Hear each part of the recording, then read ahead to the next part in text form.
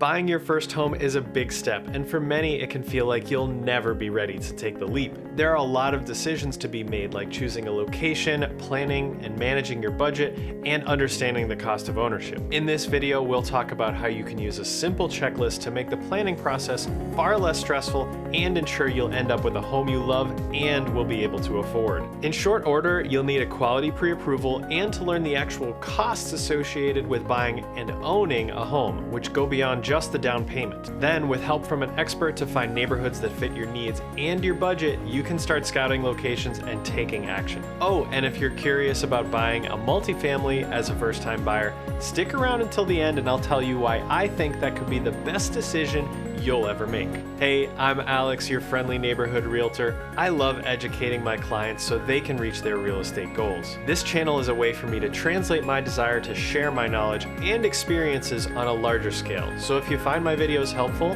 do me a favor and share them with a friend who might need them, or just hit those like and subscribe buttons. Okay, let's get back to it. If you've watched any of my videos, you'll know that besides connecting with an agent you jive with, getting a pre-approval is the most important step when planning to buy. You simply cannot begin to think about your first purchase without understanding your financial picture as a whole. Be sure to connect with a trusted lender and submit a full application before you have a phone call with them. Don't hesitate or worry about it being too early to start this part. It's free and I promise it won't hurt your credit. Be sure you have an actual phone call with them, not just emails or an automated approval. That won't get you anywhere. With all your financial information at hand, the lender can give you tons of information about what you can afford on paper and what you can do to improve your situation, either by paying off specific debts or by saving more. They will also tell you about the different loan programs available so they can help you find the one that best fits your needs, saving you the most money. What you can borrow is usually more than what you want to spend.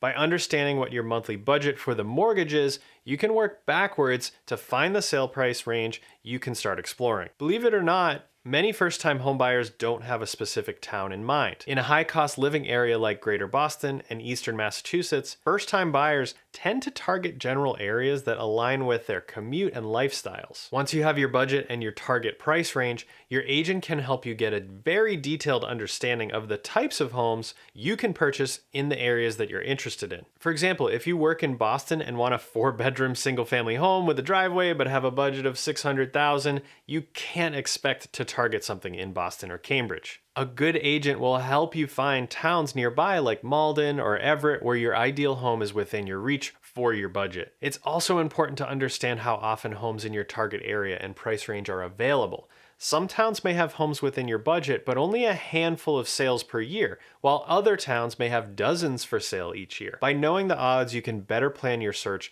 and target towns for a higher success rate. Once you've identified your target town or towns, it's time to do some location scouting. Part of the fun when shopping for a new home is exploring the area, getting to know the downtown, the parks, and the amenities on offer. I always encourage my clients to grab coffee or lunch after a few open houses in the town they're targeting. I think much more life decisions get made over a taco and a beer than at home around the kitchen table. Get out and explore, fall in love with a town, and you'll find the perfect home shines even brighter if it's in a town that you love. When budgeting for your purchase, it's important to also consider the cost of ownership, especially if you've only ever been a renter. Owning a single-family home comes along with many benefits, but it also comes along with some added costs. Planning to spend $2,000 to $5,000 a year on improving your home is a smart move. You'll keep the place in good shape and slowly improve every aspect of it over time. You might also have some projects in mind that you want to do before moving in, like refinishing the floors or painting. It's not just projects that you should account for. The cost to heat a larger home or older home can sometimes be a shock to folks who have lived in a small modern apartment.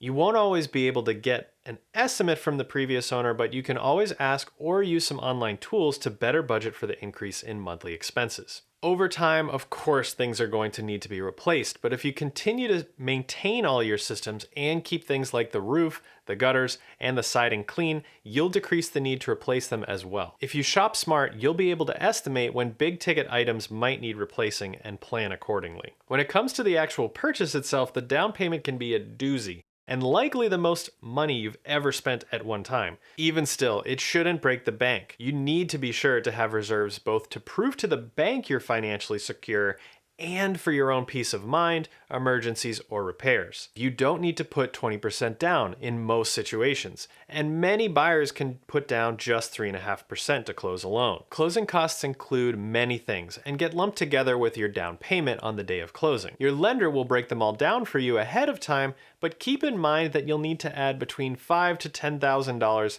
to the amount of cash needed to close. These closing costs include things like attorney fees, recording fees, loan origination fees, and more. They can vary drastically based on the home, the loan you use, and any credits the lender or seller may provide. Your agent and lender can help you adjust these expenses based on your needs. If you're like many people in the Boston area, you'll be trying to find any way possible to reduce the cost to own a home. One fantastic way to do that is to purchase a multifamily home, to live in and rent. With the income from the second unit, you can afford a larger mortgage and in all likelihood end up spending less per month out of your own pocket and at the same time gaining equity at a faster pace. My first purchase was a multifamily, and while it's not always a perfect situation for everyone, it certainly changed my life for the better. If you are considering being an owner-occupant of a multifamily, make sure you get help calculating your expected rent so you know what your out-of-pocket costs will be each month. Your expenses will be a little higher and you'll need help finding quality tenants.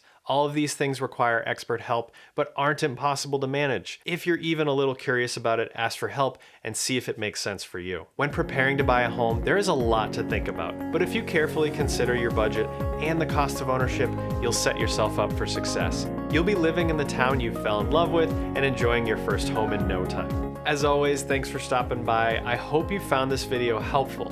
If you did, make sure you hit like and subscribe. And hey, if you know anybody that is thinking of buying a home or just curious about the process, make sure to share it with them too. If you're still unsure if you're ready to buy, check out this video. I think it will help you decide when is the right time for you and your needs. That's all for now, but I hope to see you around town.